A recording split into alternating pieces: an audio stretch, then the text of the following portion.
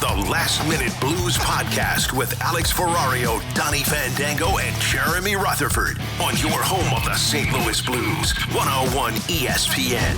It is the Last Minute Blues Podcast. We are broadcasting live here from the Jeff Burton studio. And holy crap, would our friend Jeff love what's been going down the last week.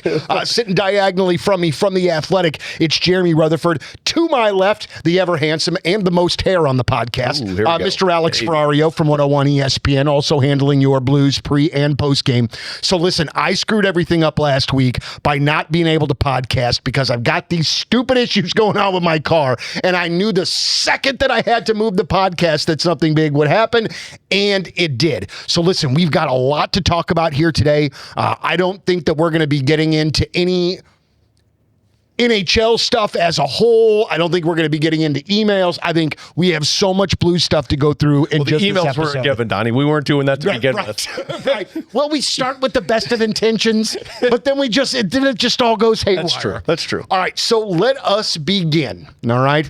Our long national city nightmare is apparently come to an end as Jordan Kyrou has been traded to the nation's capital. He is a part of the Washington Capitals. The return, McMcMichael, Milton Gastrin, and the 16th overall pick. Guys, I think one of the things that I just to be funny, can't wait for is the first time that a fan messages one of us and goes, they should have never traded Kyrou. The first time. I think I've already gotten it. You got one. So, guys, I want to know, obviously, what you think of this deal. I'm very curious your thoughts on McMcMichael and this Milton Gastrin. Obviously, they used the 16th overall pick. They flipped, or was that the one that they flipped? No, they flipped 15. They flipped the 15. See, I'm glad I wrote this down because it's still not friggin' helping me. But I want you to tell me about McMcMichael and Milton Gastrin and what you just overall think of this deal for the Blues and even for Jordan Kyrou, too. I thought that his post, and I understand that, all of this stuff is kind of strategic, but I thought that his post on Instagram thanking St. Louis and the Blues was very sweet and very well done. And Kyrou's going to be a guy that I root for. I'm just kind of glad that, he gets a fresh start. Yeah. I mean, that was my thought process all along. We talked all offseason. We've been talking 2 years about it to where you just feel like he needed a fresh start. And when we heard Doug Armstrong talk, it really seemed that both sides kind of felt that way. When the trade went down and you see Washington, the first thing I think of is like, man, that's what Jeff Merrick brought up to me like last year. He was like, Washington makes a lot of sense. And you get to look at their roster and it's like, man, it really does. Because I think for a guy like Jordan Kyrou, I don't think, and I'm not trying to put words in his mouth, it's just my assumption and my tinfoil theory with this. I believe he prefers to not be in the spotlight, right? To just like be a part of the team rather than be the guy that is viewed as you need to be the guy that makes this team a playoff contender. And man, you go to Washington, just go through the list of guys that are in that criteria for fans. Like Tom Wilson's up there. They've got a couple of younger guys. They've got Pierre-Luc Dubois. They've got Dylan Strome. If Ovechkin's back. Like Kyrou goes in and he just kind of fits into that middle six and can be a power play and a goal scorer that uses speed. So it's rare you see win-win trades in the National Hockey League, but the moment I saw that trade and then the return of what you illustrated, you got what the report was, a NHL player, you got a high-end prospect, and you got a first-round pick. So for the Blues, they moved on from Kyrou, and they brought back something that closely resembles what Kyrou can be, and you got assets to better your team. And Kyrou goes to a team that was looking for a top six player. So it was a win-win, and I was happy that Kyrou finally gets that change of scenery, and I think the Blues are going to be happy that they got it as well. And after the trade, Doug Armstrong did a Zoom the next day and talked about what you said, Alex, that it was mutual, kind of both sides thought it was in the best interest to go their separate ways. Kyrou also did a Zoom with Washington reporters, and I jumped on that. And I don't know if I'm just too old or what. I couldn't find the raise hand button on the Zoom to ask the guy a question. People don't use those, JR. I almost wanted text my daughter and say, where is the raise hand button on the Zoom? You just turn your camera on and just do this. So finally, about 5 minutes later, I found a tab and scrolled down, and had to go camping with my camper to find this thing, and got on there and found the raise hand. So I wasn't able to ask him the question that I wanted to because somebody already got to it. But yeah, he said that was I looking? No, but yeah, I think everybody needs a fresh start at some point. My big thing here, guys, we've been talking for a while, is the Blues weren't going to sell low. They weren't going to do that. If Jordan Kyrou, yes, did they want to get the deal done as soon as possible this offseason? Yes. But if the deal wasn't there, they weren't going to do it. Washington, as you said, has had some interest, and they make the deal, and they get Connor McMcMichael, who I think is going to come in and fit the Blues system well. He's a hardworking guy. He's a guy who can play center, play wing, plays the PK. Then you get Gastrin, good prospect. I don't know much about him other than what we've read. And then you get a pick that you're able to, because you have that bang-bang 15-16, you're able to flip one of them in the Anaheim deal. So I think this is great for everybody involved. Where does Connor McMcMichael slot into the lineup, you think? Yeah, so Doug Armstrong has mentioned him a couple times as part of that group that's going to play center. Mm-hmm. But when you have a Thomas, you have a McTavish, you have a McMichael, you have a Dvorsky, you have a Puce Suter, there's just a lot of guys who can play the middle. I had to pencil in a projected lineup for the opening night. Alex, I don't know what you think. I just put McMichael on the left. That's what I put.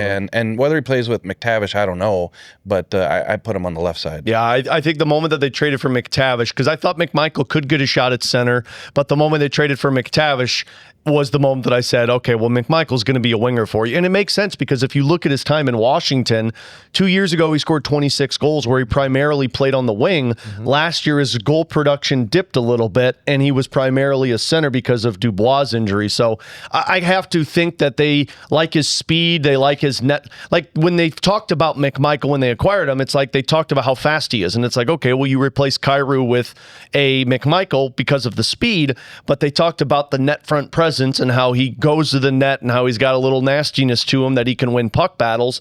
I think that was the upgrade over Kyrou that they were looking for, of just a guy that can play that role. So yeah, I think McMichael's probably going to be your second line winger, and I've penciled it into playing with McTavish because you've got size and you've got speed. How big of a guy is McMichael? I'm sorry, I don't know this. Yeah, no, he's 6'0", 185-ish. Okay. Yeah. So he's not a big dude like Johnson. He's not McTavish or Brandon Carlo or anything like that. Very good. Yeah, real quick, I can give you the Gastrin prospect report for people that are curious. Yeah. The guy that joined us on the draft show, Donati, had texted me and he said, The prospect Dom. The prospect Don is what he's called. Not Dom. Donnie. Right. Gastrin's a hard worker who's a great motor, could have been a first rounder last year, was mocked there most of the season, leader of the Swedish team growing up, injured with a hand injury that was not disclosed at the World Juniors gold medal game. So I think that's why he didn't play in that, but he did win gold with that World Juniors team. Another Swede, another guy that was a good leader for his Swedish team in World Juniors. It's obvious what the Blues look for is they look for guys who are good leaders that are responsible when they can play the center position. And that seems to be, I mean, look at Stenberg. That's what they acquired him for in that draft. So seems to be they got a criteria when they look for these guys. All right. So then we fast forward a couple of days to last Friday, the day of the NHL Draft. The Blues at that particular time are scheduled to take 4 picks. Obviously, they only take 2 because they make the trade for McTavish. We'll get to that, but that's not in my order yet. At number 11, the Blues pick Tynan Lawrence. Now, let's talk a bit about this pick because I was very excited about it until Saturday morning when I woke up and read the review from The Athletic on Tynan Lawrence, and then I've sort of got a little less excited because I feel like they gave him a C+ or something along those lines. Bronman and Wheeler don't ever like the Blues draft picks. Ever. Well, and I think Wheeler's been somewhat high on Lawrence, and he projected the Blues to take him if he was available in that 11 area. But Lawrence had a tough year last year. He switched teams, and the production wasn't there. He's a guy who was thought of top 5 at one point, but because of last season slid down. So I think that's where they're going. If you think about that, though, real quick, Donnie, like the last 3 drafts, Adam Jiricek was scheduled to be a top 10 pick, but had that injury and people dropped him down and they drafted him lower. Justin Carbonneau, I remember Doug telling us after the draft show, like he was slated as a guy that they viewed as like a top 10 pick. He obviously slid a little bit. And then you get Ty Lawrence, who slides in this one because of just his lack of production. That's an area that the Blues have seemingly excelled in, of targeting guys that probably were projected at the beginning of the season higher and then slide down a little bit in the draft. And let's keep one thing in mind, though. Jeff's guy, Clem Costin, was also supposed to be a top 10 guy who slid to 30. Who slid to 30. That was a different draft team, JR. But so from what I understand of Ty Lawrence, and you guys can sort of fill in the blanks here. So he was playing in junior at the beginning part of last year, wanted to challenge himself more, so he left to go to BC, to Boston College, right? And so that transition for him was incredibly tough, but the guy did that to try to better himself as a hockey player, right? So definitely understand the production issues, but I like the fact that the kid wanted to challenge himself. From everything that I've read and seen and heard, he seems to be like a very hard worker, first one in, last one out, which again is something that's very common with a lot of these Blues additions and draft picks and things. So, but what do you guys think of this pick? Do you like this pick? I know you do. I love this pick when they took him. And when it came down to the centers that were going to be available, this was the number one target for me. And it's mostly because of what you said. Like, I think when he was playing in the USHL, wherever he was at, he was a point per game player. He was the leader of his juniors team that he was a part of, won a championship. So like, he had done everything at that level. And much like what Gavin McKenna did, and much like what even a Macklin Celebrini did, which is somebody that I've heard a couple of guys say, like, he resembles a lot of what Celebrini does in terms of game action. But they challenged themselves. He was 17 years old when he went to college, playing against guys that are, 19, 20 years old. And he went over there, and he struggled. I think he had an injury as well that he had mentioned that it kind of happened in that transition. Ankles, I think. Yeah, I think it was something like that. But you challenge yourself, and then if you look at what he did in the last 15 to 20 games of that college season, he started to get on that point pace. So it was that transition that wasn't easy right away as a 17-year-old. I just love this pick because you're going with upside here. I think I saw on the draft show that the Blues put out there that they recorded. They said worst case scenario, this guy's a really, really excellent third line center, but they said you've got second line center potential. And that's what the draft's all about. You go after these guys that you think you can get to that, what the ceiling is, but we know what the floor is, but you go for that ceiling.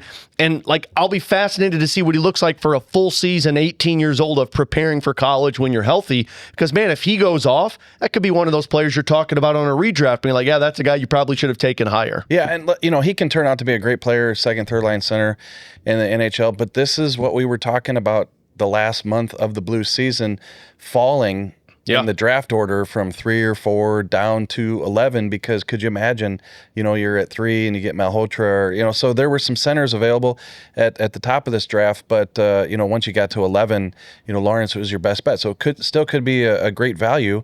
You just got to see him grow, mature, and become that player at BC.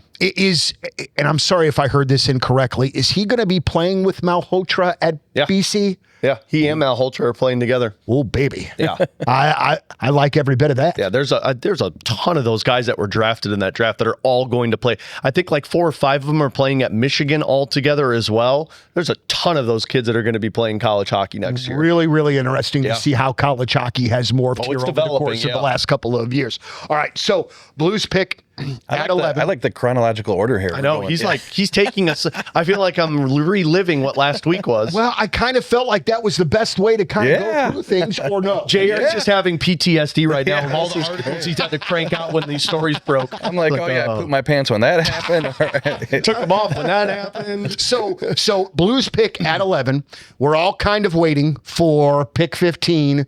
And their next at this pick time, to come we up. thought they weren't going to be making any trades. Correct. We were starting to get used to the idea of them possibly I think taking. we started talking about that. About taking all 4 picks. And then also in the back of my head, I started thinking to myself, I am not going to be leaving this broadcast until like 11 o'clock. I was thinking the same thing. I texted Katie. Welcome to every game night. Also, welcome to the draft night for JR.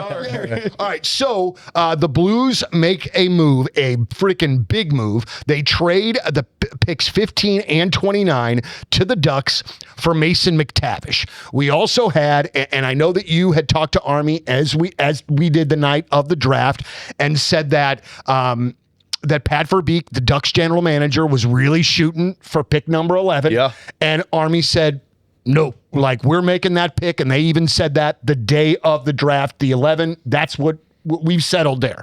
So the Blues get Mason McTavish, who I believe a few years ago was a number 3 overall pick, 23-year-old centerman. He's a big fella from what I understand. Guys, I want to know what you think about this trade. Give me the good and give me the bad. Let's not just because you know the sons of bitches out there are going to blame us for sugarcoating and whatever else. But let's talk about the good. Let's talk about the bad here. I will say this, that it does concern me a bit to have a coach like Joel Quenneville scratch him the way that he was. That is something that bugs me. But also, too, he's 23 years old. Yeah. And how many times have we talked in this podcast about how the maturation process works different for every single freaking player, and you really run a risk when you start to kind of shove aside a 23-year-old with that much talent. Well, and the part that I just didn't even think of is what Army told us the night of the draft. He said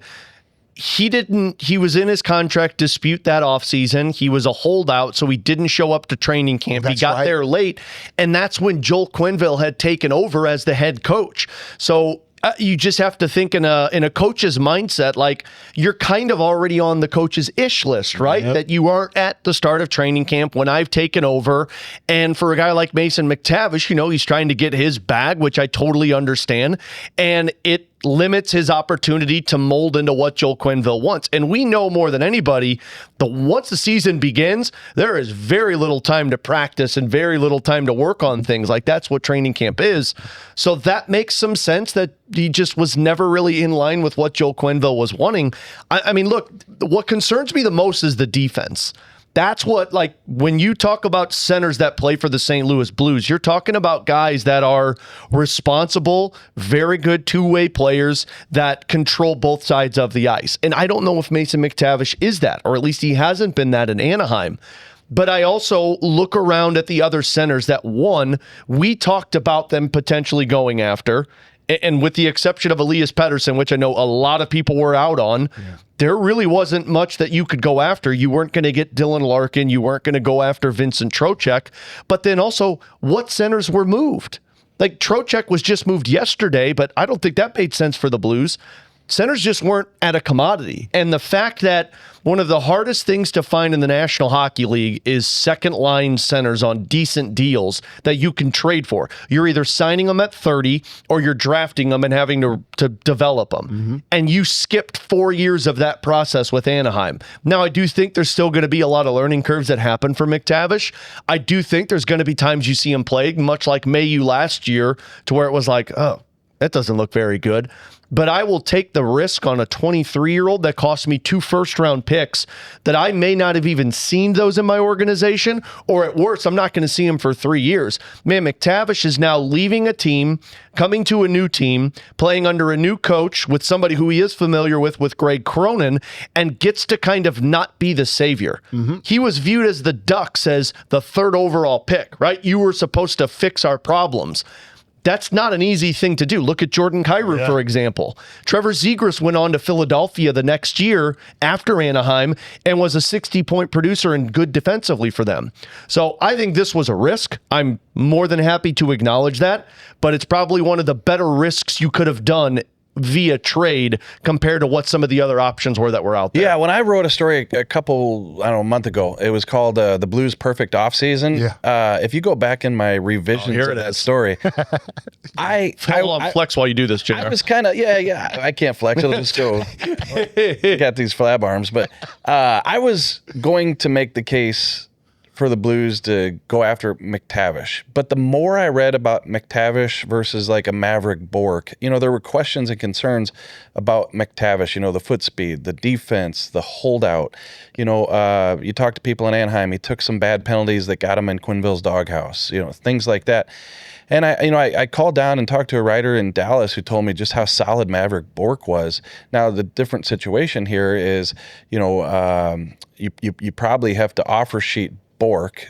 He wound up getting traded. We'll talk about that here in a second. But in my mind, it was a McTavish versus Bourque. And the more I read and talked to people about Bourque, a solid defensive player. He put up 20 points. He hasn't played center in Dallas because they got so many good centers. So I ended up, when I published the article, saying that they should go after Bourque. Mm-hmm. So that's how I saw it in my mind. But McTavish, as Alex says, there's plenty of upside to think about here with him, a 23-year-old who, if it clicks, $7 million for the next several years. He's a guy who plays physical. He goes to the net. The one knock that I heard from NHL players that I talked to who've played against him is that, just needs to play smarter. His intelligence in terms of being out on the ice, needs to play smarter. So, he's going to come in. He's obviously going to get a chance. You can't sit here and say, yes, this is going to work, and he's going to be, the caliber of player that Anaheim drafted at number 3 and, that high in the order. But he's going to come in here and help the Blues. But when I saw Bourque go to Nashville for a second and third round pick, it just makes you wonder, was that a possibility? It doesn't cost you 2 first-rounders. So I'm willing to give this situation the benefit of the doubt and see what he does when he comes in. And the Bourque thing, you would have had to take on Lyubushkin's contract too. That was the salary. There's more to it for sure. Yeah, but that was only 1 year of a defenseman that could have been your third pair, 7th defenseman, which I don't think is the end of the world. Yeah. It's definitely something you're going to have to monitor because you're right. That's the other center that moved. The Bourque one, I was just thinking, it's like, man, they used him a lot at the wing versus the center. But, they did that a little with Stankoven as well, and he went on to Carolina to have success. So I do think that's the one that you're probably going to be monitoring throughout the season of what does Bourque look like with Nashville and what does McTavish look like. I like the idea of a 23-year-old who has an opportunity to reprove himself. Mm-hmm. I think that can benefit guys rather than, because when you just get stuck in something that you're viewed as one thing and you're not it and things don't go well and you've gone through 3 coaches in your time with the Anaheim Ducks, that's not an easy thing to process. And then Leo Carlsson comes in and he outplays you. I don't know. I wonder if McTavish thrives when he's just viewed as second line guy rather than viewed as somebody that needs to be the top line guy. But JR's right. There's a reason Joel Quenneville doesn't use him in the playoffs. Smarts, foot speed, making sure you're making the right decisions on the ice. Yeah. Let's remember that Jim Montgomery is a very X's and O's type of you have to do these things or we're not going to give you ice time type of player. So he is going to have to prove himself a little bit. This isn't just a matter of you're $7 million and you're on this team. There is a little bit of hey, if you want this ice time, you're going to have to go out there and prove it. And that's what I'll be fascinated with because he worked probably his best under Cronin. And now Cronin's an assistant coach. Does that work for a guy like McTavish? Does coming into this locker room help him a little bit more than maybe what Anaheim was? I thought that I had read somewhere too, and that he, over this particular season break, has changed his training, that he was always like a pretty guy, and he's sort of kind of tweaked how he's trained, so maybe he's not as buff, maybe a little bit more agile. It's also fascinating to me that this was seemingly the first domino in the getting bigger, net front presence, a little bit of sandpaper move that the Blues have made over the course of the last week. He was sort of that first. Well, I think he's the second one. Now, McMichael's not bigger, but I think the sandpaper and the net front presence was McMichael. All right. I think McMichael was a similar version of Kyrou, just with more of a does what Jim Montgomery wants his players to do mindset. McTavish was the first, you're right, in terms of the bigger, because now you've got, what's he, 6'2", 6'3"? 6'1", 219, 6'2". Yeah. I mean, I did see Verbeek made the comment that that's what McTavish in their exit interviews was we need you to kind of define your foot speed and get a little bit faster in the decision making on the ice. Yeah, and so maybe him telling them that'll help the Blues now. Yeah. But that's what, and I know it's a joke, but that's what Doug said. He's like, I like that I forget the phrase that he used, but he's like, I like that the scars happened with the Anaheim Ducks. The gray matter. The gray matter. And now we benefit the Blues from bringing this guy in and give him that. It's kind of that good cop, bad cop mentality, right? Like you had the bad cop with Anaheim, and now you get the, hey, come here, we'll work with you, and we'll get you fine-tuned with what we think works. Yeah, typically, Donnie, after a trade, you get the guy on the phone, a couple hours later or whatever, but because of Alexander Steen taking over and that press conference, so on and so forth, I think we're going to be scheduled to talk to McTavish either today or tomorrow. So there should be more. I'm sure maybe they'll get him on the radio too, where he can talk about that training or what he's doing different this offseason. Very good. Let's do this. Let's take a break. We've got a ton. Like 12 more things on this list, Jam. There are so many more bullet points that we have to cover here. Segment number 2, Last Minute Blues podcast, coming your way next. All right, so we talked about McTavish. We move on to the Blues' second first-round draft picks last Friday. Talk to us about Maddox Desjardins, the player that they drafted with that second first-round pick. What do we know about him? What do you like about him? And, obviously, what questions do you have? I don't know much about him, and if people listened to the draft show, they know how frustrated I was that was the selection. Yeah. I really wanted that Ethan Belchez cat. Yeah. I thought they had him at 15, and then the trade went down, and then I was like, okay, well, don't take him at 16. They didn't take him at 16, and I'm like, what in the hell is happening? Didn't you have a little freak-out moment when there was a particular player drafted, so you thought he was going to fall to the Blues? Yes, and you, shrieked like you were acting like me. Yeah, and I think it was the 14th pick, which was funny because that was Columbus, if I'm not mistaken, and that's what made the deal go down with the Blues and the Ducks, that their guy was still available. But I thought 14 was going to be at Columbus because I think Wheeler had it on his mock to where he went to Columbus. And so I was like, oh, God, he's going to go here. And I'm like, what are you going to do at this point? And they didn't take him. I'm like, oh, my God, you get it at 15. And then they traded the pick, and I'm like, son of a, but they got McTavish. And then I'm like, okay, well, 16 is here because the Ducks didn't take Belchez, and I assumed the Ducks were going to go with him. And he was still there at 16. And I'm like, well, this is it. They did it. And, you're trying to sound smart on the radio and be like, I think they're going to take Belchez here. It makes the most sense. And then they take some dude, Maddox Desjardins, that I have not mentioned at all for 2 months. And I'm like, I got nothing, Donnie. Let's hone in on Mason McTavish here. And then the freaking Belchez goes to Utah the next pick. Damn it. Yeah, and same situation. Like when it came up at 11, you try to live tweet and say, hey, right at this pick, I said, hey, I think it could be Lawrence and one other name. I said Belchez at 11. I was definitive. I'm like, you take Belchez here. Yeah. And then everyone was like, this guy's an idiot. I'm like, but then when it got to the Blues pick, first of all, again, you guys are going to give me trouble here, but I was in communication with, some people who were, talking about that trade with McTavish going through possibly if Anaheim's guy was there. So you kind of knew that was coming. But when it became the Blues pick, I think this is going to be Belchez. But then they go with Desjardins. And I think, if you talk to anybody, prospect gurus, draft gurus, people who did the mock drafts, they go, oh, that was a reach, a stretch, what have you. But, nobody knows. And he's a big kid with a hard shot, and I'll tell you a quick story. I was out at the Blues development camp this week. They were over at the soccer team, SC, and talking to Justin Carbonneau for a couple of minutes, who, by the way, we should talk about him later on in the episode if we have more bullet points. He's not on this list, Don, but we can put it on there. Not on the list. But talking to Carbonneau, he's friendly nose played against Desjardins up in the queue. And so he said they had a game earlier, I think it was earlier this year, where Carbonneau scored, and then Desjardins scored and went over and chirped the bench. And so it was like a back and forth between, and Carbonneau was laughing about it. He goes, I loved it, and I think he reached out to Desjardins when the Blues picked him. So I guess there's a fierce competitiveness with Dagenis. So not only is he bigger, I think he's 6'3", right? Yeah, but he's got the hard shot, he's got the competitive juices, and just talking to him, he seems like type of guy that could be a good player. Now that's coming from a guy who's never watched him play. We'll see what happens. But Justin Carbonneau needed to put words in his mouth and say he skated by our bench and said, "You guys are bleeped." And be like, geez, yeah, you guys are bleeped. Love this kid now. That's what the Blues need. Where does he play this year? He's in the queue. I don't know. I think he's probably back at the queue one more year. I don't think they announced it yet, but that's the thing with him. It was big, tenacious, got a little bite to him. It's the exact same thing as what Belchez was. Yeah. And guess what? They value the center position. That's what I told myself all along going into that draft. And it's no coincidence that their 2 first-round picks were both centers. And to your point of people said it was a reach, I saw that as well. I don't even think he was in a first-round mock or Wheeler or Pronman's. But remember, Theo Lindstein was a reach too. I remember they drafted that, and the people on the national broadcast were like, I don't think this guy was slated to go until the 3rd round. Mm-hmm. And they took him at, 25, I think is what that pick was.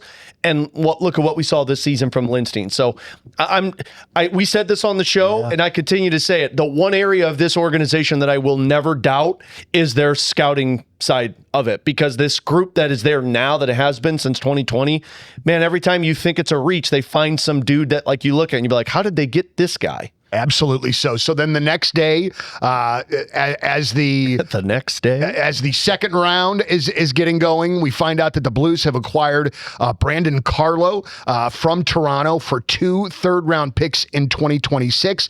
This move to me says that the Blues learned from their mistake last year of having too young of a defense that gets exposed too easily. You add a guy like Brandon Carlo into that mix, then it also gives you the opportunity with Jiricek to say, hey, Bubba, if you're not ready, you can go to Springfield, and that's all right. Gotta be the first time he's been referred to as Bubba. We'll find out when we talk to him. Most likely. But guys, talk about the Brandon Carlo. Talk about what he brings. What do you think about that deal? I know that there were a lot of people that seemingly didn't react too well to it, but I feel like for 2 third-rounders and a steady defenseman in the back, I'm not particularly sure why anybody could be bitching about it too terribly. Donnie's going to get mad at me here because we have a list that we need to stick to, but I got a story with this one. Saturday was at my daughter's my oldest does gymnastics and my middle does swim. Okay. And so I'm there by myself. They're doing their thing, and I've got my little one with me. And my middle comes out of swim, and we're in the back, and I'm changing her out of her swimsuit and putting her clothes on. That's when the Carlo thing breaks. And so I'm sitting there going, oh my God. It's like, I said, I threw the clothes out. I said, put your clothes on. I said, I got to go look at this real quick. Here you go, kid. Put the clothes on and dry off. Outside. No, I didn't do that, but I kind of did. But that was the Carlo one. I mean, I think you nailed it, Donnie. The moment I saw that happen, I said, 1, they learned from their mistakes of, look, how many times did we hear people mention how much they missed having the veteran presence of Suter and Leddy last year? And it was pretty obvious they needed that. Fowler struggled playing with Mayu. Mayu never really caught his footing. Tucker was used probably more than they would have liked as a top 6 defenseman. They needed some veteran presence. And that's what Brandon Carlo is. His best years were playing under Jim Montgomery in Boston. But the other thing I thought of was they also learned from their mistakes that they made about 5 years ago when they went from big defensemen to small offensive defensemen, right? They brought in Falk, they brought in Krug, they drafted Scott Perunovich, you had Jake Wallman and Vince Dunn. I think they learned that there's still a need to have big towering defensemen in the National Hockey League. That's where you thrive. Mm-hmm. And now if you look at the size of these defensemen, I think the smallest one is Theo Lindstein, who's 6 foot. Everyone else is 6'2" or bigger. And that to me was okay, they're putting a premium on that because Jim Montgomery likes to have a very steady back end. And now you're adding a Brandon Carlo, who I like to picture. He's he's that in between of Joel Edmondson and Robert Bortuzzo. I think he's going to play third pair for you. I think he's going to be a guy that can play top pair or middle pair. I think he's going to be a guy that is excellent on the penalty kill, and he just brings that size and reach to your defensive end. And now, you're right, Jiricek, there is no problem with just putting Jiricek in the minors and saying, work with Steve Ott for 40 games. And guess what? If you outplay any of these guys, well, then we're going to push them out and give you that shot. Yeah. But it's also basically telling these guys, hey, you don't have to babysit them anymore at the NHL level. We still are developing, but now we've got protection while we develop guys like Mayu and Lindstein and Jiricek, which I think is selling to the Thomases and the Holloways and Snuggeruds and Brobergs. Yes, we're still building towards something, but we're actually trying to give you guys a competitive roster more so than what it was last year. This is one of those moves where once it happens, you're kicking yourself for not seeing it coming. Yeah. Because there's so many things that point to this makes sense. A, he's got size. B, he played for Jim Montgomery in Boston, so there's some familiarity. C, you know that Toronto was probably trying to unload him, and it probably wouldn't cost that much. Everybody knows how much it cost for Toronto to get him from Boston. That was a big story. And now Doug Armstrong, Alexander Steen get him for 2 third-round picks. So you also knew that the Blues had a hole there. And when I say hole, you obviously know your check's going to be there, but goodness gracious, you know, how many times has Doug Armstrong said we're not going to fail the player? And if you come into the season and you don't have a backup plan for Jiricek playing third line, third pair, right side, you know, then shame on you, like you guys, you know, were just saying. So it makes all the sense in the world. Where I get interested is, like, how are these D pairs going to shake up? And we got a couple months to wait to camp to see how this is going to go. I've already been thinking this Yeah, one. we've definitely been thinking about it. But, you know, I've heard people say, oh, you know, play Mayu with Broberg in that top pair, and that's what I've been putting in my roster lineup projection. But I could easily see that not happening. You know, Parayko going up to that top pair could happen. But the reason I think that they could look at it that way in the start of camp, and, you know, Alex, you chime in on this, is, you know, the chemistry that Lindstein had with Parayko, like, why not keep that going? And so if Parayko, Lindstein play together, you know, see what Mayu looks like up there with Broberg. And then you got a Fowler and a Carlo, and then Tucker's your 7th guy. So, you know, that's the way I see them starting out. But what do you think, Alex? That was mine as well. Yeah. I mean, because BK, when we talked about it on the show, he said he sees Carlo with Broberg. And I said, I get that. I said, I think you start with Mayu and Broberg for how well they looked down the stretch. But more than anything, the guy that they really missed last year was Cam Fowler. Like, he didn't have any of the offense that he provided when they acquired him 2 years ago. And that's something that they like to identify with, like mobile offensive defensemen. And if you put a Carlo with a Cam Fowler, now Fowler's no longer worried about the defensive zone. He's no longer worried about a mistake from a younger defenseman. Now he plays his style, and you've got a Brandon Carlo back there. But see, this is the thing for me. I think people view this as, well, that's what it's set as, and it won't change. Like, you start the game with Mayu and Broberg, and as the game goes on, Carlo and Broberg are there when you're taking the lead. But you can't take the lead unless you can have a Cam Fowler working. So I think it works best to have Carlo as the third pair with Fowler, and then just move him up as the game gets tighter. So how do you guys, you know, versus last year, how do you feel about the D going into this season as it stands if there's no more moves? I think it's better because it's more closely resembling what the Blues want to be.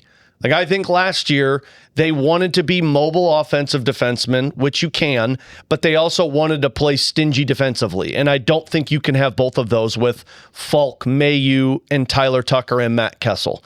I think now you've got a really good mixture of Broberg, Fowler, Parayko, Lindstein. All are mobile guys. Mayu can be. Carlo's not a schmuck when it comes to the offensive zone.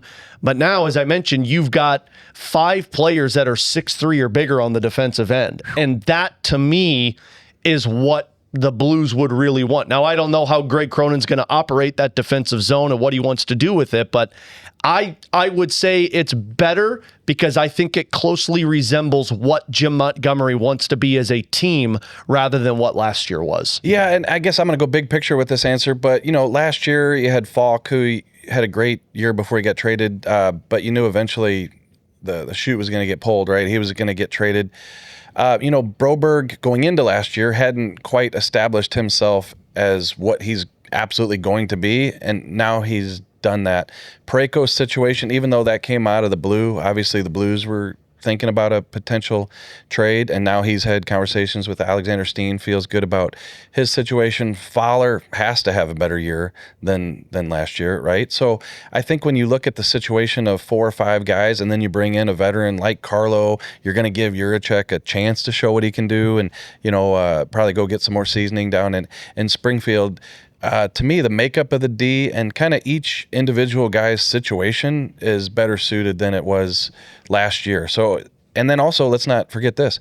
That's a new D coach coming in with Cronin. So, you know, you had Mike Weber last year and things were still kind of, you know, scratch your head. Like, what is this D? But now between the personnel, where each guy kind of is with their own individual mindset, and then with a new coach, I think it should be better. It just seems from my not educated perspective, it just seems a lot more solid than it did going into last year. I mean, just to break it down to the simplest of terms, it just seems like we have a little bit more foundation. Well, and I think your penalty kill just improved too, because now you brought in a Brandon Carlo, and think of what your penalty kill was last year. It was Broberg, Parayko, Falk, and then I guess they were using Fowler or Tucker in there.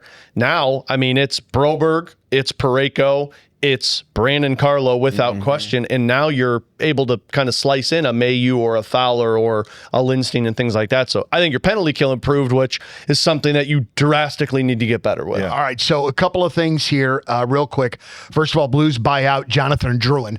I cannot wait for the time that I am at the Enterprise Center and I see the person in the Blues Jonathan Drouin sweater, because I know they probably did it ironically, not because they are a fan, but you just have the idea, guys, and you would even, I'm not sure who said it, not very long after the season was over, but I think that we would have all been kind of surprised if Drouin would have been on the roster to start the season, right? Yeah, and I think too that the Blues never come out and say this, but they had to take the contract from the Islanders to make the Shen trade happen.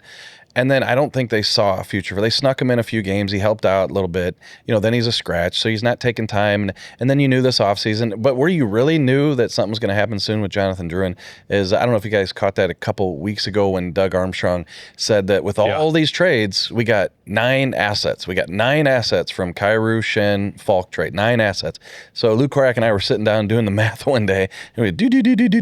That's 11. They got 11 assets, not 9. And then you go, okay, wait a minute. They got Hall and the defenseman, and Drouin. Oh, yeah. So there's 2 guys that aren't part of the 9. Those were the throw-ins. Yeah. And then how about this? Doug Armstrong goes 16 years without a buyout, and Alexander Steen says, "Whoop." That's the part for me that it was like 16 years, because I just assumed, because of the no buyout policy that we've seen for 16 years, I assumed he'd be on the roster. They try and trade him, probably not, and you just put him through waivers like you saw happen with Saad and Joseph and Texier, and it'd be a mutual termination. But nope, like the first day it was, nope, we're buying out the contract. And I mean, I respect the hell. I think there's a lot of people that just assumed Steen was going to be a carbon copy of Doug Armstrong, to where no movement clauses. We're not buying people out. We're going to be like slow in terms of giving guys chances. I think that move basically is like the stamp of Steen saying, like, yeah, I'm going to do things my way. And I think that's a good thing for the Blues. Like, not to tie baseball into it, but we reference it all the time. Theo Epstein used to say it, 10 years and then we're done. Because you just get stale, and you want a new fresh voice that can kind of lead this. And I'm not saying it got stale with Doug, because he's pulled off some miraculous moves in those 16 years, but I do think it's good for the team to kind of trend into a different voice, a different mindset that can kind of do things at a different pace. Did you guys hear that phone call from the Blues to Drouin and his agent? Hey, the way we do things here, we don't buy out. We're going to mutually terminate this kind. They go, do what? We need you to agree. We need you to agree not take the contract the rest of the season. They go, no, we're going to do this thing called a buyout. If you don't want me, you're going to pay me 2/3 of this. That's what they call Drouin, and Drouin's like, yeah, no, I've heard Massachusetts is beautiful in the fall, so I will see you in Springfield with my $4 million check. The Blues also re-sign Berger into a 1-year deal. That guy made a really great impression over the course of the time since he came here after being released by the Detroit Red Wings. No, yeah, well, on the waivers, they claimed him off waivers. Red Wings. Also, too, and we could talk about this a little bit more with the signing that the Blues did yesterday with Ross Johnston. And maybe we should go a bit more in order, but like the competition for the bottom 6 for this team is going to be goddamn ferocious. Yeah. Like it is going to be tough to make it into that bottom 6. The quality of player definitely seems to be higher than it was last year. Well, let's just lump Johnston and Dubé into that. Not to like fast forward with this, but you signed Johnston. Whoa, I know. Sorry. I'm sorry, guys. Donny's going to panic right now. That's on page 5. Yeah, page 5. 3 years and $2 million for Johnston, and then you get Dubé on that 1-year contract one way.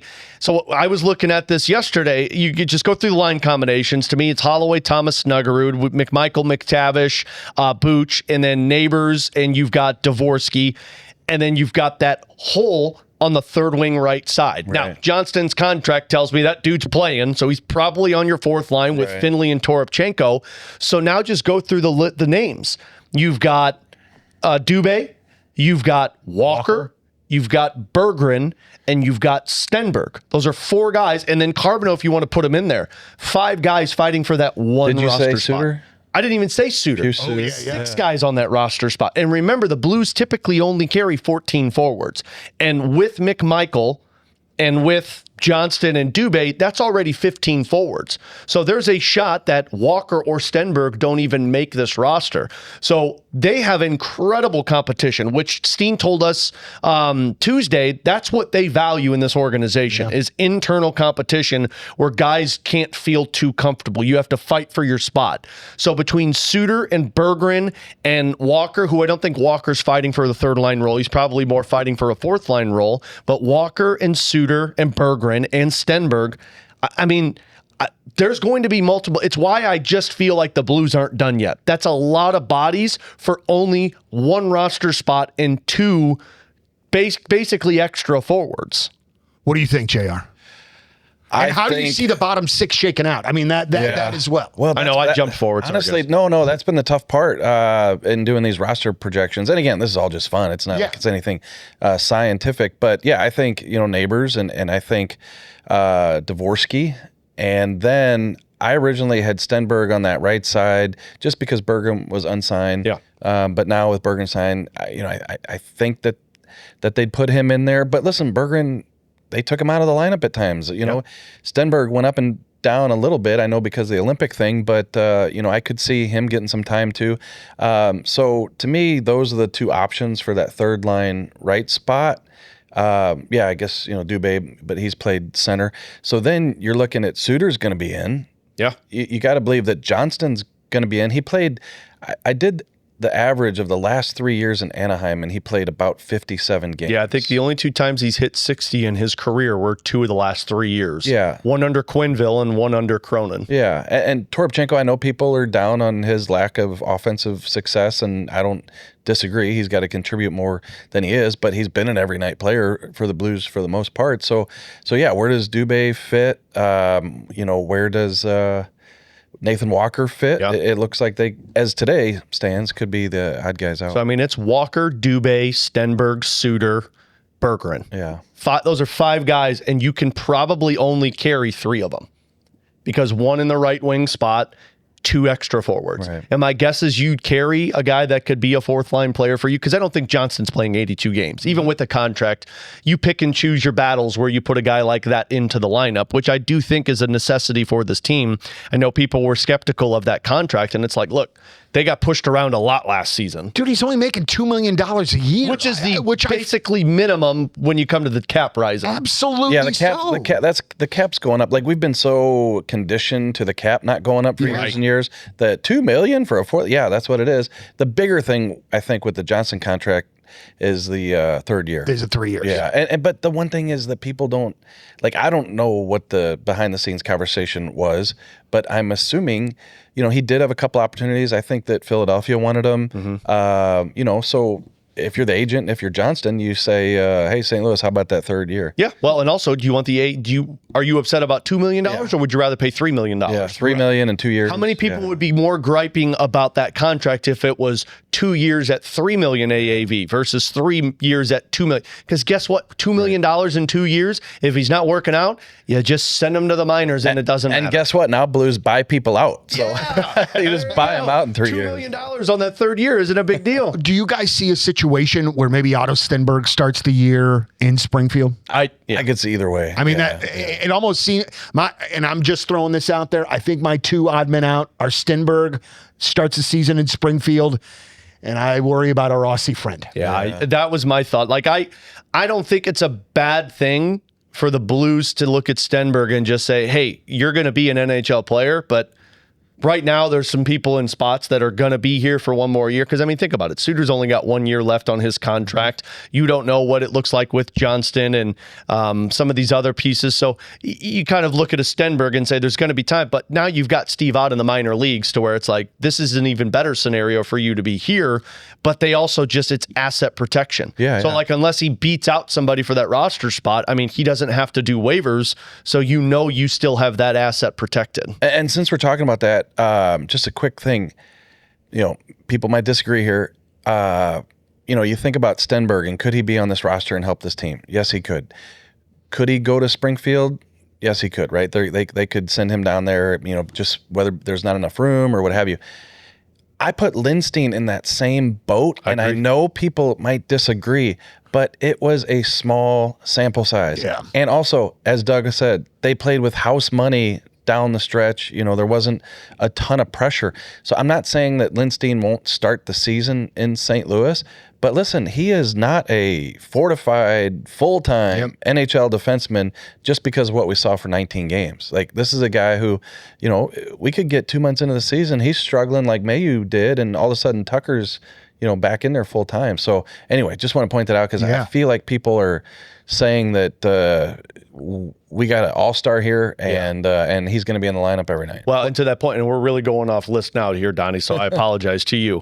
But I'm sure you've been asked this question. You've been asked this question. Are they done? Is there more moves to come? Yeah. And that's the part, because I look at, when people ask me that, I said, well, I look at two areas and I say, are they comfortable? I said, I look at the forward spot. They got a lot of bodies, but do you have another guy that you feel comfortable with as like a third line everyday player? And then the other one is I look at defense, and I'm in the same boat. Like, Lindstein looked great last year, but I don't think it's an assumption he's in the lineup, just like I don't think it's an assumption that Tyler Tucker's in the lineup every day. And Darren Dreger had the report a couple of days ago, and I think it was actually yesterday, of like, his belief is that Alexander Nikishin from the Carolina Hurricanes is going to end up in the West. And he said, I know St. Louis was a team that was interested. Now, was that conversation prior to Brandon Carlo that happened, and now it's dead? But Nikishin plays the left side. Nikishin's 24 years old. Nikishin is a guy that just scored 11 goals and was plus 18 and played throughout the playoffs for Rod Brind'Amour. So, like, I look at a player like that and say, man, I don't believe that the Blues will just be done and settled. Because if that deal comes to fruition, I mean, you're telling me I could get a 24-year-old who just played with a Stanley Cup champion, who played 18 minutes a night, who was a plus 18? I could get him locked up for 4 years? Now, you're paying a commodity. You're paying $7 or $8 million, but, man, that's an upgrade. I mean, that's taking Lindstein and advancing him a couple of years and putting him into your lineup. So I don't think they're done, and I think they could add at different positions if something happens. What would a deal for him look like, do you think? So that's the part for me that I don't know. Like, Carolina, you'd have to think is going to want something that can help them back in return. Help them now, even though Lindstein's a good player and has a good future. That's not helping them right now. Now they're stacked with their defensemen. They've got 5 dudes that were playing more than Nikishin right now, but like, they don't like to pay a lot of money for guys. They don't like to commit that much money because they kind of go cheap with a lot of these decisions. Like, does a Pius Suter become an option for them that adds some forward depth? Does one of the defensemen of Lindstein, does Fowler's name pop up to where he matches the way that they want to play and he's only a couple of years? Do they look at the goaltending route and think that they need to upgrade there? Like, I don't know what that deal looks like, but if they don't want to pay him, then you just want to get something back in return rather than have to, because he's an interesting one. They can't go to arbitration with him because he doesn't have enough playing time and he can't be offer sheeted. So essentially it's sign the contract or don't play. Which, I mean, that's a fun game of chicken that sometimes doesn't benefit the player or the team. So he's the one that I'd be fascinated with. That it's like, hey, yeah, that would make sense if he's available. And what would the Blues have to pay for him? Boy, that would be very exciting too. I mean, then you start looking. I mean, he's also 6'3", 210 pounds, which matches what they're trying to do. And just got the cup experience. Yeah. Unbelievable. Very Broberg-esque, I would say. All right, well, let's do this. Let's take a final break, and then let's come back, and we're going to go back to the sheet. Back to the line. Front office changes. Alex Steen takes over as the 12th GM in franchise history, and a bunch more. We will wrap up the Last Minute Blues podcast with a whole bunch more stuff because this has been a busy-ass week and a half. Last Minute Blues podcast coming back for our final segment. All right, so the Blues announce a bunch of front office changes and some new hires. You get Keith Tkachuk as an official position in the organization. Chris Thorburn gets a promotion. Robert Bortuzzo, who again has my favorite "you're calling the penalty on me" face in the history of the game. Guys, let's talk about this. And also, we had the Blues now have the 12th GM in franchise history, and Alexander Steen. I'm really excited for this new Blues chapter. So let's talk about these changes to the front office. What you think it means? Well, or what they are, and thoughts on them. Keith Tkachuk's been a scout on the college side and for the several years now, and brought some guys in. But now he is promoted to what is he? He goes to help Army. Yeah, it's the assistant to the president of hockey operations, or the consultant, advisor to the president of hockey ops. Yeah, that's what you just said. Everybody who knows Keith Tkachuk, doesn't matter what the title is. Yeah, Keith's going to do what he wants. Yeah, but it was funny not to. That's the Hall of Fame, Keith Tkachuk, to you, by the way. Well, and that's the thing is, I saw him a couple days ago out at Centene, and if you ever saw two big dudes hug, that's what it was like. I walked into that media room and he goes, "Hey!" You'd have to pay a premium for that in some places. Yeah, two big bald guys hugging, and so it's like an OnlyFans account right there. So super happy for him, but so whatever his title is, he's going to be there to help Doug and talk to Doug about anything Doug wants to talk about. To me, I thought that was just a promotion to welcome to the inner circle with Doug and Alexander Steen, which makes sense because you think Steen's first couple of years in St. Louis were Walt's last couple of years, and I know they're tight and have a good relationship. So I saw that and I was like, that's just welcoming Big Walt into the official inner. So it's like Robert De Niro with Fokker, right? Like, you're in the circle, Greg. Don't come out of the circle. So Big Walt, you're in the circle now. I really loved watching Alexander Steen and the remarks that he said about Chris Thorburn.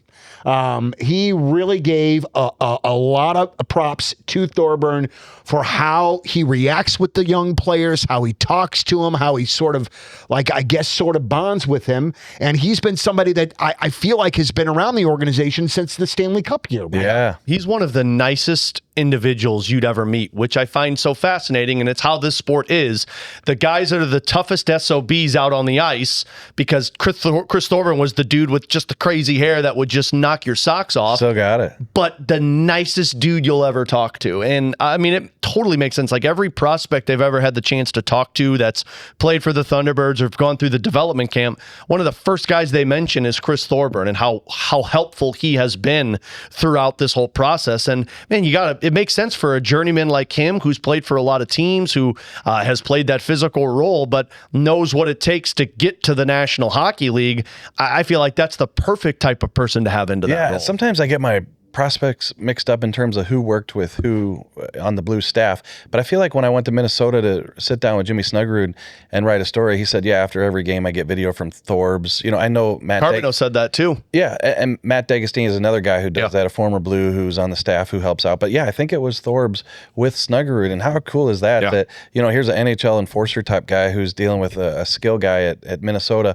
But he's, as Alex is saying, a jolly dude, super happy for him. And I don't have a ton of these stories, but I just had a Big Walt one, and now I got a Thorbs one. But I'll never forget it's when not I had a big man, a bald man though. So that doesn't work for the OnlyFans account, JR. I had to call Thorbs twice in the same week. I think I was reminiscing, trying to get Stanley Cup stories from the guys who were on that Cup team, and anyway, so the second time I called him that week, so we're talking like 3 days apart between phone calls. He answers the phone. He goes, "What are you fanboying out here, JR? What are you doing here?" I love that. That's so fantastic. He's great. I mean, it just seems like every person that has any interaction with him, they just absolutely love him. Also, Robert Bortuzzo joins the staff. Another great guy. Yeah.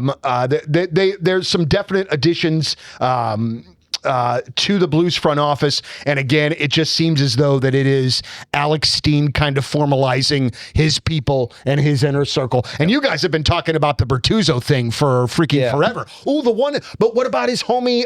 His homie. Paul Stastny? Yeah, Paul Stastny. I was surprised I didn't see his name on there because he was at the press conference and, he's been around a lot, but maybe that's something that, Paul is waiting to decide what he wants to do with it, or maybe it's just kind of an unofficial title to where you're just with the team and you're kind of buddies with them and talk with them about it. Yeah, yesterday Alex Steen talk to the media. He came out after the free agency day, and he talked for 10 minutes, and at the very end, as he was getting ready to walk away from the podium, I just said, "When is the Stastny press release coming out? Like, it's got to be. That's his homie. The like worst, best secret, or worst kept secret ever." Yeah, and Alexander Steen's answer to that was,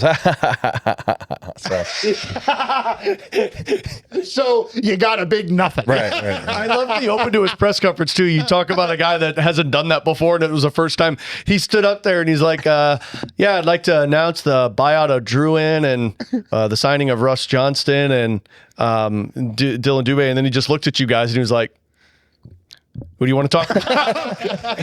I'm like, "Yeah, that's the raw I Steen." gotta admit, it's just so different. It is. for Doug Armstrong not to be coming out. Yeah. It was weird when we had him come over after the press conference and sit down with us. I mean, because the last time I've interacted like on record with Steen was when he sat in here with us. What was that, 2 years ago? So it's like you don't see him. And then now it's like he's attached to the press conferences. He's walking out for these availabilities. It's like, this is still weird for me. We got to slow play this. You can tell that it's still new for Steener. Oh, yeah. Because he looked like he was in a fantastic mood to answer you guys' questions yesterday. And I cannot imagine that that's going to be the case for very he long. loves JR. That'll be over tomorrow. That'll be over the next time JR pokes him. But, the topic here, I guess, to wrap up the podcast today is Alex Steen.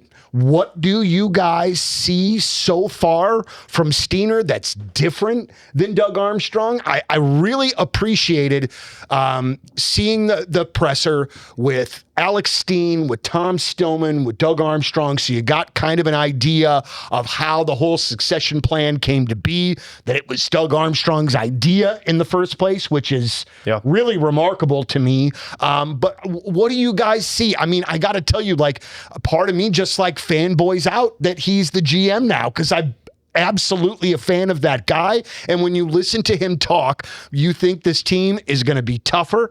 They're going to work hard. And he knows the St. Louis buzzwords already. He does. Blue collar. Yeah. That's how they want to see. But he's absolutely true. But then you start to see the team kind of take a little bit more of his shape too, with it getting a little tougher, a little more sandpaper, talking about bodies in front of the net. So, and when he talks about mirroring the city. Yeah. Dude, I mean, when he says that, and again, I know it's buzzwords, but brother, I eat that up with a spoon. I get chills on my back. I'm like, put a little Hershey syrup on that. He doesn't eat that with a spoon. He just puts his face right into it. Goes, Mama birds it. Long story short, I obviously am very excited. Wait, are you on board? Yeah, I was gonna say, I don't think you're excited about this one. Even though, like, now I've not met Doug Armstrong 2 times, and he's been super nice to me both. You texted me 2 days ago and said this is a terrible decision by the Blues. So this is all BS right now, Donnie.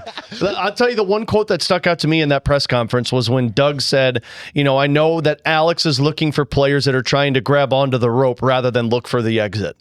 And I was like, damn, that's a really good line, and I don't think guys were looking for the exit in the last couple of years, but like the one thing that I remember so much about those teams, because I was a fan and then got to cover them, from Ken Hitchcock when he stepped in all the way up to them winning the Stanley Cup, those dudes were always such a tight-knit group. And you could tell, like, Back is throwing punches at Tarasenko on the bench, in the locker room, guys getting into debates with each other that we've seen after practice. Those guys made sure that they were doing every little thing possible for the other person. And I do think that team camaraderie mentality is something that you see from a lot of the successful teams right now in the NHL. Like, they're just a tight-knit group that's been around for a really long time, that has every element you can ask for. And it does feel like Steen's trying to find a little more of that, of making sure that this is a group of guys that knows what the destination is. We're giving them all of the pieces to get to that destination, and it's a matter of how you do it together. I personally am going to be fascinated what it looks like for guys like Robert Thomas at the beginning of the season, guys like Dylan Holloway and Jimmy Snuggerud at the beginning of the season, because now you got a new voice. Now you got somebody who's making these moves to make the team better, but it's also somebody that's not afraid to let those players know this is also on you. And I don't think Doug was afraid to do that, but it's a different voice doing that for the players now. And I'll be fascinated to see what it looks like now that Steen's taken over. I get the general sense that training camp is not going to be a great time. What makes you think that? It just seems like from listening to Steen yesterday, as well as the presser, it feels as though to me that they are going to be zeroed in on making that training camp really goddamn difficult so that they are ready for the beginning of the season. Can we not look at 2 months down the road? Alex and I are trying to enjoy the next 2 months, and you're Give me 2 weeks and I'll be looking ahead to September. The middle of summer. Just real quick, on Steen. So throughout this season, knowing that this day was going to come, I've been reaching out, or you cross paths with the Jake Allens, the TJ Oshies, the David Backuses, Brett Hall, those guys, and Barrett Jackman, Paul Stastny, and I got their name drop much. Yeah. JR. Well, you're trying to Steve put Yzerman, Wayne Gretzky, Bernie Federko. You're trying to get people close to him who know him and can tell you what they think about him. Who cares what but who cares what I say? It's what they say. So you want to get their insight. And I think in talking to them, the key words that they kept using were care so much and tireless worker and things like that. So I'm going to write a piece using all of those guys. And I think it might not come out till Monday-ish, but I think you'll see some themes with what they say about him. And to me, that's the biggest thing. He came in 2008, and I remember when he came in. I remember starting to deal with him. I remember over the years. And when you listen to a Robert Bortuzzo and a Paul Stastny talk about him, they say that after games, when everybody else was looking for the bar to go to, he was like, okay, what did we do good tonight? What did we do well? What did we not do well? How can we improve? How can we take this? And so they said that you could kind of always see him with that mentality. And while they didn't think, oh yeah, one day he's going to be in management, they say, looking back now, you can tell that that's the type of guy. The one thing that I always think of is that dude values and understands a locker room. Yeah. And so the one question spot on. Yeah. The one thing that I don't know if I'll ever question is the locker room atmosphere, because he's going to know if you see somebody off of the team. To me, that's Steen recognizing that. Back has told us this story when he was playing with Boston, that he remembers when he first got there, if you weren't a part of the team, the leaders would go to the general manager and say, this guy's not a part of it. And then they would trade that guy. And he never said the name, but I'll just connect the dots. To me, that was him talking about Tyler Seguin. And it's if you're not a part of it, you're moving on. Mm-hmm. And that's a big name to move on from. So I think Steen is going to value what that locker room atmosphere is like. And if that's the case, that's going to be that's the number one component that I think people want to make sure that it's good. And really he's going to be in charge. Great point. And I did talk to Gretzky for that story too. Sorry, guys. You get that. Gretzky. How important is it for the players on the team to have a general manager that played the game? Does it make I don't think it makes a huge difference, because you saw what Doug did for 16 years. So I don't think it makes a huge difference. But I will say this, it is a good question, because if you talk to Robert Thomas right now about the future, he's excited, and he says Steen gets it. So obviously they have a relationship from when they played together, but you can just see, guys are talking about automatic respect, instant respect for the job he's going to do based on what they know about him. And part of that is because of his playing days. Before we wrap, can I ask this question? Breaking news. No, not breaking news. You see me looking at the phone? Donnie's eyes was like, oh my God. What's going on? We'll see how fast JR runs when I say this. Run. Not fast. Is this team better than what last year's start of the season was? So we talked about defense, but let's go as a unit now. Yeah. You've got McTavish, you've got McMcMichael, you've added Johnston, you've got depth, your defense has got Carlo, you've got your goaltenders, new coach, new system, new GM. Do you think this roster on night one is better than night one roster last year? Donnie's over here going, hell yeah, Stanley don't Cup. ask me, man. don't ask me. I need the doses of reality that you guys bring. We're going to Donnie first. He's got him going to the Cup. We're going to Donnie first. I don't have him going to the Cup, but I am excited. I feel like the team is better, but I could also see us not making the playoffs again this year. But I think it's better, and not only do I think the team is better, I feel like the organization is set up better for not this coming up year, but for the years coming. Yeah. But again, I'm just being very frank and trying to recognize the mistakes that I've made as a fan in the past. I feel as though I'm getting excited about the season and starting to think, well, why can't we make the playoffs? Why can't we? Not making a deep run, not going to the cup final. But I last year there were so many things that just didn't happen with those top 6 players, with the forwards, with the way the defense was a mess. And I feel like a lot of that has been worked out better for this coming up season. So I do feel as though, as Mr. Stillman said when he was here, I might be getting over my skis a little bit. But I'm excited, man. I'm really, really excited. Yeah, short answer, I think it is, yes. And I think it's because of the turnover. You knew you were moving on from Schenn and Falk and those guys. You were hoping that there would be some sort of development with the Kyrou situation. There is. And I think everything that you look at now on paper, on the ice, is moving forward. Everything is like, okay, we get it. Here's where we're going now.